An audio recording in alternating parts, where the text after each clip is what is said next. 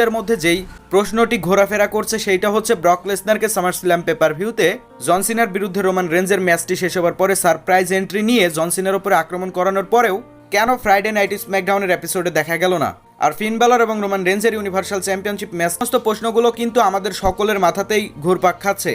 তবে যাই হোক, এই সপ্তাহে যেহেতু ইউনিভার্সাল চ্যাম্পিয়নশিপের জন্য এপিসোডে কোনো টাইটেল চেঞ্জ দেখতে পারবেন না, স্পেশালি এইখানে কোনো তৃতীয় রেসলার এসে আক্রমণ করে দিবেন বা এদের চ্যাম্পিয়নশিপের জন্য।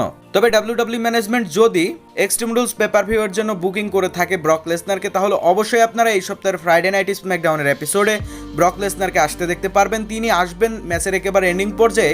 তিনি এসে ফিন ব্যালর এবং রোমান রেঞ্জ দুইজনকেই একেবারে ভয়ানক আক্রমণ করে দিবেন, আর এতটাই ব্রুটাল অ্যাটাক করবেন যে তারা দুইজনেই সেখানে ইউনিভার্সাল চ্যাম্পিয়নশিপ ম্যাচটিও কনফার্ম করতে পারে। এছাড়াও ডাব্লিউডাব্লিউ ম্যানেজমেন্ট যদি শুধুমাত্র Roman Reigns Lesnar versus Roman রেঞ্জের মধ্যে ইউনিভার্সাল চ্যাম্পিয়নশিপের জন্য singles match extreme rules pay per ভিউতে অনুষ্ঠিত করতে চায়, তাহলে অবশ্যই আপনারা সেইখানে ফিন ব্যালরকে হারানোর পরে ব্রক লেসনারকে সারপ্রাইজ এন্ট্রি নিতে দেখতে পারবেন এবং ব্রক লেসনার সেখানে চ্যালেঞ্জ করে দিবেন। তবে আপাতত দৃষ্টিকোণে ডাব্লিউডাব্লিউ ম্যানেজমেন্টের সব থেকে বড় যে প্ল্যানটি রয়েছে সেটা হচ্ছে এক্সট্রিম রুলস পেপার ভিউতে নয়, বরং ক্রাউন জুয়েল পেপার ভিউতে ব্রক লেসনার ভার্সেস রোমান রেঞ্জের ম্যাচটি অনুষ্ঠিত করা। এক্সট্রিম রুলস পেপার ভিউতে সারপ্রাইজ এন্ট্রি নেবেন এবং রোমান রেঞ্জকে ভয়ঙ্কর আক্রমণ করে দিয়ে ইউনিভার্সাল চ্যাম্পিয়নশিপের জন্য চ্যালেঞ্জ করে দিবেন। তবে এই সপ্তাহের স্ম্যাকডাউনের এপিসোডে ব্রক লেসনারকে না দেখার সম্ভাবনাটাই বেশি, আর ডাব্লিউডাব্লিউ ম্যানেজমেন্ট যদি এক্সট্রিম রুলসের জন্য তাকে বুকিং করে থাকে তাহলে অবশ্যই আপনারা ব্রক লেসনারকে সারপ্রাইজ এন্ট্রি নিয়ে ফিন ব্যালর এবং রোমান রেঞ্জের উপরে ভয়ঙ্কর আক্রমণ করতে দেখতে পারবেন।